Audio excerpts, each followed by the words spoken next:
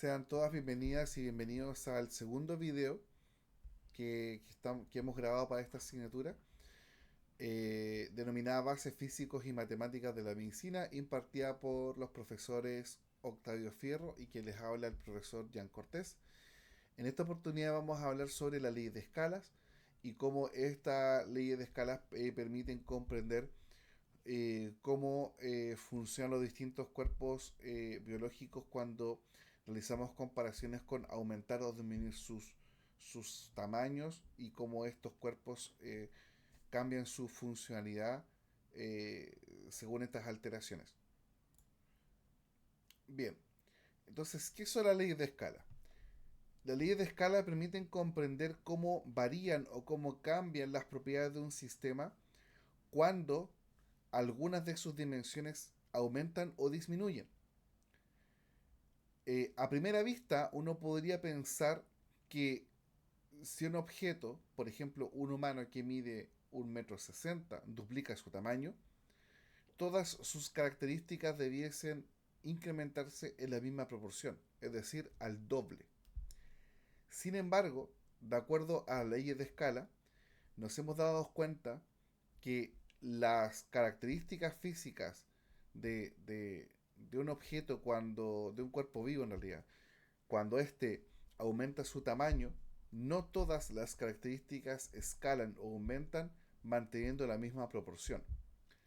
Es decir, que si un objeto aumenta el doble su tamaño, por ejemplo, su longitud, las áreas, volúmenes, la masa, resistencia, velocidad, fuerzas y otras características más se ven alteradas al hecho de que este objeto aumentó su tamaño.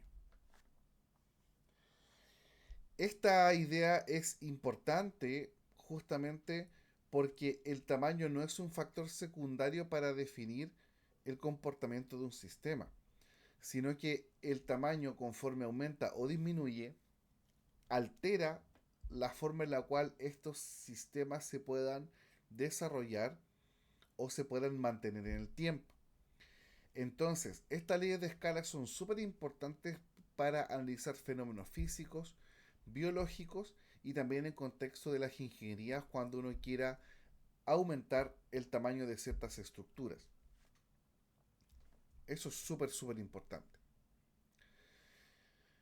Entonces, si nos centramos en sus primeras definiciones, tenemos que comprender que en nuestra naturaleza existen seres vivos de distinto tamaño. Por ejemplo, la ballena azul, que tiene una masa cercana a los 2,0 por 10 a las 5 kilogramos, y 21 órdenes de magnitud más pequeñas tenemos lo que sería el micoplasma, que es 2,0 por 10 a la menos 16.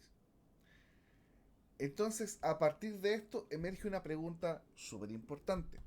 ¿Hasta qué punto pueden compararse los fenómenos físicos que observamos en organismos muy pequeños con aquellos que ocurren en organismos mucho más grandes? Las leyes de escala también permiten analizar que estas propiedades y funciones de los seres vivos van a depender del tamaño.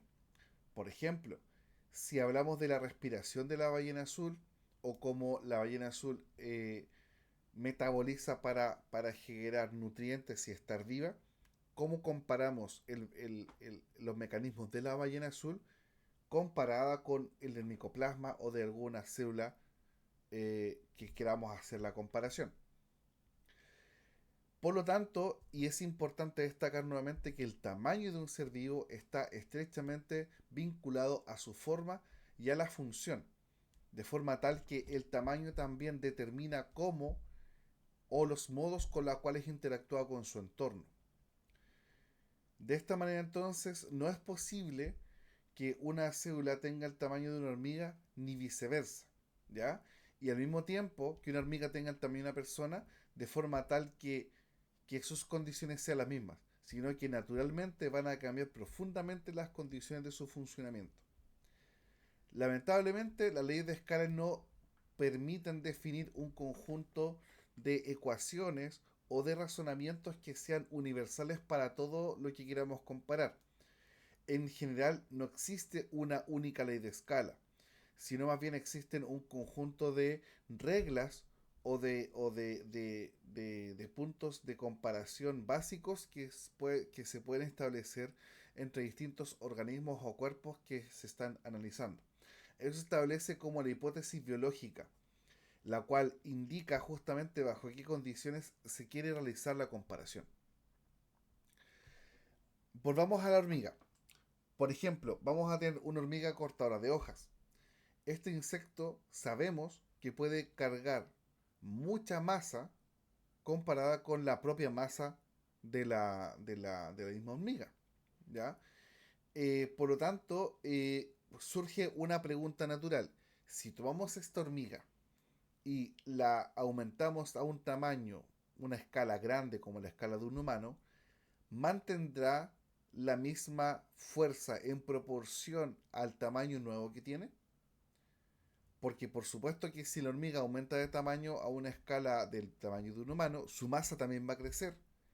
Por tanto, uno podría pensar que si la masa de la hormiga crece a una proporción de un humano que mide 1,60 m, por ejemplo, entonces la hormiga va a cargar 40, va a seguir cargando las mismas 40 veces de su propia masa que cargaba cuando era pequeña. La respuesta es que no. Sabemos eso y lo vamos a conversar más ratito en esta misma clase, pero el adelanto es que no mantiene la misma fuerza cuando esta hormiga aumenta de tamaño. En la ficción, en particular en el anime, por ejemplo, en la serie llamada Shingeki no Kyojin, o El ataque de los titanes en español, tenemos estos humanoides que miden cerca de 15, 14, 12 metros de altitud y que claramente son seres gigantescos, tienen forma humana, pero estos seres se mueven con una rapidez, una agilidad, tienen una fuerza proporcional a lo que estos seres tendrían siendo de tamaños de un humano normal, de un humano tradicional. Entonces, la pregunta sería entonces, ¿es físicamente razonable que un humanoide tan grande mantenga las mismas características que tenían cuando eras pequeño? E incluso sería razonable preguntarse si serán capaces de sostener su propio peso y desplazarse con esa misma agilidad. Como podemos ver en la imagen, tenemos ahí un titán que está sosteniendo un barco. Todos nosotros sabemos que los barcos no son objetos pequeños. Incluso al lado del barco vemos personas que están cayendo y vemos que son claramente bastante más pequeñas que el titán en cuestión. Por lo tanto, resulta, a pesar de que es una ficción, resulta una pregunta bastante interesante. La ley de escala no es una pregunta, no es un área que se venga trabajando en los últimos años. Es un área que se viene trabajando hace mucho, mucho tiempo.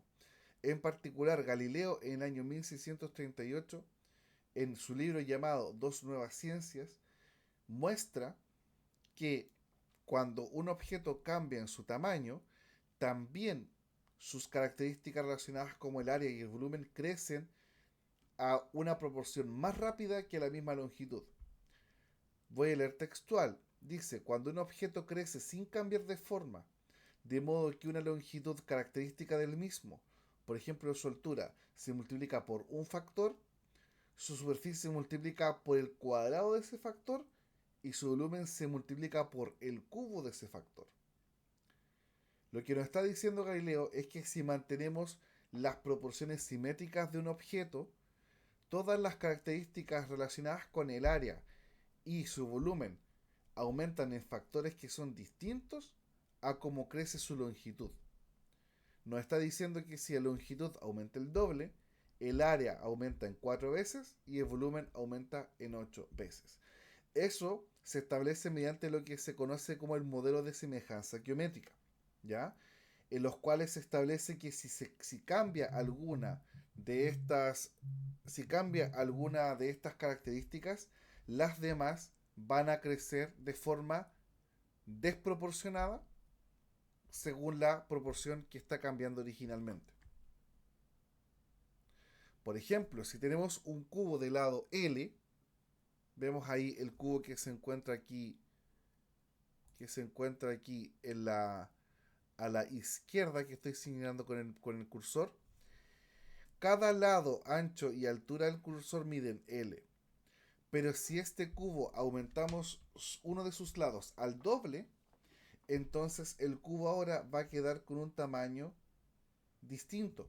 Por ejemplo, nos vamos a dar cuenta que su lado mide ahora 2L, el lado que estoy señalando a continuación mide 2L, su altura mide 2L y la profundidad mide 2L. Lo único que hemos hecho fue que un lado del cubo aumentó al doble de su tamaño, pero como tenemos que mantener la proporción del objeto, ha crecido de forma disímil en las distintas otras dimensiones. Por ejemplo, el cubo originalmente tenía longitud L, cada cara tenía longitud L cuadrado y el volumen total del cubo es L al cubo. Pero por otro lado, ahora el cubo actualmente tiene una longitud de L', pero que vale 2L. El área comparada con el área original, el área de cada cara me refiero, ahora es 4L cuadrado. Y el volumen total del cubo ahora es 8L al cubo comparada con el cubo original. Por lo tanto, la longitud aumentó al doble, el área aumentó 4 veces y el volumen aumentó 8 veces.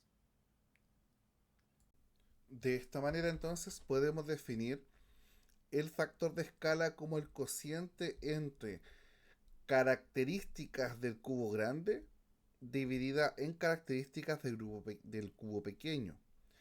Por ejemplo, el área, si nos centramos aquí, el área sería entonces del cubo grande dividida en el área del cubo pequeño. Ese sería un factor k cuadrado igual a 4. Perdón, ahí yo me equivoqué con el número. En el caso del volumen vamos a tener volumen del cubo grande dividido en el volumen del cubo pequeño. Eso nos da igual a 8 en el factor, en k cubo igual a 8. Por lo tanto, ese factor de escala es el que nos permite identificar cómo cambian o cómo varían las características que estamos estudiando según el tamaño del objeto. Veamos el concepto de fuerza relativa. Cuando hablamos de fuerza relativa, vamos a comparar el peso que puede levantar la hormiga dividido con su propio peso. Eso es un concepto relativo. ¿Relativo a quién? A la propia hormiga. También existe el concepto de la fuerza absoluta, que en este caso simplemente es comparar entre ellos dos factores. No comparado consigo mismo, sino un número con otro número. Eso es absoluto. Pero si comparamos la fuerza relativa del peso que puede levantar con su propio peso, estamos estableciendo ahí una relación de una fuerza relativa a lo que puede levantar la hormiga. Por lo tanto, nos interesa analizar cómo cambia la fuerza relativa cuando el tamaño de este organismo aumenta. Entonces, a partir de las definiciones anteriores, podemos establecer que el peso de la hormiga cambia con este factor que está definido a continuación.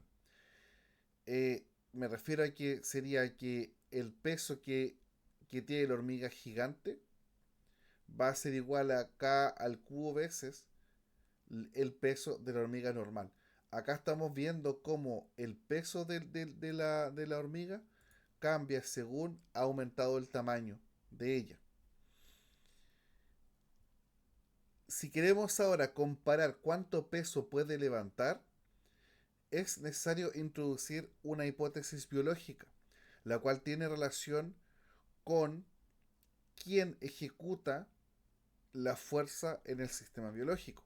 En este caso son los músculos quienes son los encargados de que nos permiten, ¿cierto?, ejecutar las fuerzas para que nosotros realicemos las acciones. Por lo tanto, los músculos siempre, la fuerza que pueden ejercer los músculos siempre es proporcional a la sección transversal del tejido muscular. Por lo tanto, un tejido muscular de un mayor área significa que funcionalmente podría ejercer una mayor fuerza. De esta manera entonces, el peso que puede levantar la hormiga, que va a estar etiquetado como FGL. En este caso, si es prima, sería la fuerza que ejerce la hormiga gigante, va a ser igual, perdón, va a ser igual a K cuadrado veces la fuerza que ejerce, que puede levantar la hormiga normal. De esta manera entonces tenemos la fuerza que puede levantar y, y en este caso el peso que puede levantar, para ser más precisos, y el peso de la hormiga gigante.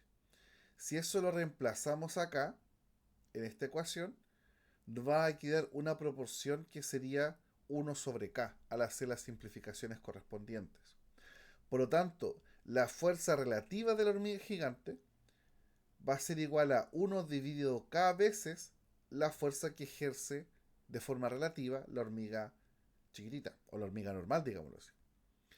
Esto establece que la fuerza relativa disminuye. ¿A qué nos referimos con esto? Por ejemplo, si la hormiga pequeña levanta 40 veces su masa, cuando es pequeña, entonces, si esta hormiga ahora incrementa su valor por ejemplo, llamo a la hormiga a un tamaño de 1,60 m, entonces la hormiga no va a levantar 40 veces el peso que tiene esta hormiga que mide 1,60 m. Va a levantar quizás bastante menos. Por lo tanto, en escalas relativas, el peso que puede levantar la hormiga pequeña con respecto a su propio peso va a ser muchísimo más grande que el peso que puede levantar la hormiga grande en relación a su peso estando grande. Por ejemplo, si tomamos la hormiga que mide 1,2 centímetros y la llevamos al tamaño de un hombre que mide 1,80 m, entonces el factor K es de 150. ¿Qué quiere decir esto? Que si comparamos la fuerza relativa de la fuerza que va a ejercer la hormiga grande comparada con la hormiga pequeña, es un factor de 0,20. ¿Qué significa esto? Que si una hormiga pequeña tiene un factor de fuerza de 30, ese factor es la cantidad de veces que puede levantar su propio peso. La hormiga gigante puede levantar solo 0,20 veces su propio peso. Por lo tanto, de forma relativa, la fuerza que ejerce la hormiga grande es menor. Por lo tanto, no mantiene en proporción la fuerza que ella ejerce cuando aumentó su tamaño. Si un hombre tuviese el tamaño de la hormiga normal, la fuerza relativa aún va a aumentar. En este caso, un hombre, una persona que tiene una masa, perdón, tiene una altura de 1,80 m y ejerce cierta cantidad de fuerza, debido a la escala, cuando este disminuye, levantaría 75 veces esa proporción. O sea, un hombre que mide el tamaño de una hormiga va a ser proporcionalmente mucho más fuerte de forma relativa que un hombre de un tamaño normal. Por lo tanto, y profundizando un poco más, no significa que la hormiga no sea intrínsecamente más fuerte que un hombre o que un elefante.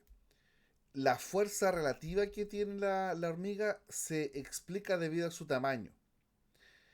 Como dijimos recién, si una hormiga tuviese el tamaño comparable a la escala humana, no va a poder levantar grandes cargas debido a cómo está diseñado su cuerpo en ese tamaño, en esa escala. ¿Por qué? Porque la hormiga, está diseñada para que pueda levantar ese tamaño de masa en esa escala en la cual ella evolucionó y por lo tanto fue exitosa. Por lo tanto, si cambiamos el tamaño de la hormiga, no se va a replicar este cambio de escala de forma proporcional en sus músculos y en sus huesos, para mantener funcionalmente la armonía de su cuerpo. Por lo tanto, para un animal cualquiera, la resistencia de sus huesos tiene cierta relación también con su propio tamaño. Por ejemplo, si nosotros tomamos una abeja, un perrito, ¿cierto? Y un elefante, y los dejamos todos a la misma escala con el objetivo de comparar la proporción de su cuerpo, nos vamos a dar cuenta que el elefante está preparado para levantar gran cantidad de masa. Por lo tanto, sus pies tienen un ancho proporcional a la masa que él tiene en su tamaño natural. Por lo tanto, vemos al perro, por ejemplo, que tiene unos pies bastante más pequeñitos en comparación al peso que tiene que levantar, que comparativamente hablando comparando con el elefante, es bastante más pequeño. Y para qué decir, por ejemplo, de la mosca o de la abeja, la proporción de las patitas que estos tienen. Por lo tanto, el grosor de estas extremidades cambia de manera importante según la necesidad del cuerpo. ¿Ya? Los huesos y músculos de animales grandes deben ser mucho más proporcionalmente más grandes que en animales más pequeños, porque deben sostener en proporción un mayor volumen. Por lo tanto, por eso la sección transversal de cada una de las patas son distintas en cada cuerpo que estamos comparando. Veamos alguna comparación, algunos ejemplos para ir cerrando este capítulo. Tenemos una mujer de 1,55 metros de altura que tiene una masa de 50 kilogramos. Veamos, por ejemplo, cuánto debiese pesar esta mujer manteniendo su misma escala, todo su geometría corporal idéntica, pero aumentándola de tamaño a 1,70 m. Entonces, vamos a comparar su factor de escala pensando en que su longitud fue la única que aumentó, en este caso en primer lugar. Entonces, partimos que tenía 1,55 m y aumentó 1,70 m. Entonces, el factor de escala es 1,09677. Ahora, como lo comparamos, como hablamos recién, el peso cambia según el volumen que tenga el objeto. Por lo tanto, si nosotros queremos calcular cuánto va a pesar, entonces tenemos que comparar la fuerza peso nueva, digamos, que va a ser un factor k al cubo veces el peso antiguo. Es decir, va a ser 1,09677 al cubo por 50, o sea, va a ser de 66,0 kilogramos. ¿Ya? Entonces, si mantenemos todas las mismas proporciones, entonces la altura de 9,7% no implica una proporción igual de 9,7 veces la masa o el peso de esta mujer, sino es que depende justamente de cómo cambian el volumen total. Así es que la proporción, hay que tener cuidado, no es la misma, hay que tener un poquito de cuidado con eso. Ahora, realizando un análisis complementario, por ejemplo, tenemos el mismo escenario anterior. Tenemos una mujer de 1,55 metros y 50 kilogramos que puede levantar una masa de hasta 25 kilos. ¿Cuánto puede levantar una mujer semejante de 1,70? Entonces calculamos ahora la fuerza relativa que ejerce la mujer de 1,55 m, que sería entonces la fuerza máxima 25 dividido en su peso, que sería entonces 50, por lo tanto nos va a dar 0,50, ese es el factor F. En tamaños de escala son semejantes a 1,09677 y por lo tanto, según lo que vimos anteriormente, el factor de la fuerza relativa sería la fuerza de la mujer de la escala del tamaño normal, sería esa fuerza dividido en K, 0,45. Entonces, además, si usamos el peso, en este caso que sería 65,95, la masa máxima que puede levantar es de 30,1. De esta forma, entonces, podemos establecer cómo puede cambiar y cómo cambia la fuerza que ejerce una mujer que incrementó un tamaño hasta 1,70 m. Por lo tanto, ¿qué podemos concluir de todo lo que hemos aprendido el día de hoy? Que leyes de escala no solo afectan la fuerza o la resistencia de los organismos, sino que también funciones fisiológicas importantes, ¿ya? Por ejemplo, en este caso no lo hemos estudiado, pero está totalmente relacionado. Por ejemplo, nosotros mismos, si aumentásemos nuestro tamaño a escalas eh, que no son naturales para nosotros, por ejemplo, humanos de 3 metros o de 4 metros, procesos biológicos como la extracción de oxígeno desde el aire, la digestión, absorción de nutrientes del intestino, la pérdida de calor, etcétera, también van a cambiar, porque en algunos casos, por ejemplo, dependen de nuestra superficie. Por ejemplo, la pérdida de calor en general depende por la superficie de la piel. Por lo tanto, si nosotros aumentamos nuestro tamaño, vamos a tener una pérdida de calor distinta porque nuestra superficie de la piel va a aumentar en un factor K cuadrado veces. También, por ejemplo, necesidades como el alimento también depende de la masa. Por lo tanto, vamos a requerir K al Q veces más masa de comida que la cual ingerimos, por ejemplo, en nuestro tamaño actual. Y así, dependiendo de lo que queremos comparar, nos vamos a dar cuenta que la ley de escalas también nos dicen las funciones que cambian también según la necesidad. Entonces, todas las leyes de escalas permiten identificar también todas estas ideas que son en realidad súper contraintuitivas con respecto a cómo nosotros pensamos que las cosas cambian según alguna de estas escalas se ve alteradas. Incluso nos damos cuenta que, como en el ejemplo del anime, que no se debiesen respetar o mantener ciertas proporciones conforme aumentan solamente el tamaño lineal de los objetos. ¿Ya? Y dentro de todo también nos permite comprender cuáles son los límites de los seres vivos o la naturaleza de ciertos seres vivos. Por ejemplo, el animal más grande que ha existido es la ballena azul y puede tener una masa de hasta 170 toneladas. Y su tamaño es enorme, es un ser vivo muy muy grande. Pero ¿por qué puede llegar a ese tamaño? Porque vive en un medio acuático y por lo tanto en un medio acuático tú se puede llegar a estas escalas de tamaño. Ok, si le hacemos la comparación con el animal terrestre más grande que tenemos registro, que es el argentinosaurio, tiene una masa estimada de las 65 a las 90 toneladas, como se puede observar, bastante menos que la ballena azul que habita con nosotros actualmente. Por lo tanto, probablemente el argentinosaurio, extendiendo cierto la definición de la ley de escala, debe ser en proporción el animal terrestre más grande que ha existido, pero es bastante inferior en términos de masa y de tamaño a la ballena azul. Y esto debido a que las condiciones del medio en la cual se pueden desarrollar estos seres vivos también implican hasta qué tamaño estos pueden crecer. Por ejemplo, por dar una idea general, no basada científicamente en algún dato, es altamente probable que el argentinosaurio requirió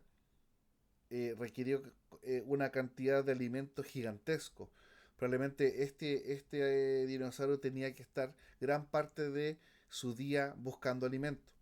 Y eso hace que su vida esté en peligro para cualquier tipo de catástrofe en la cual su despensa no esté disponible siempre.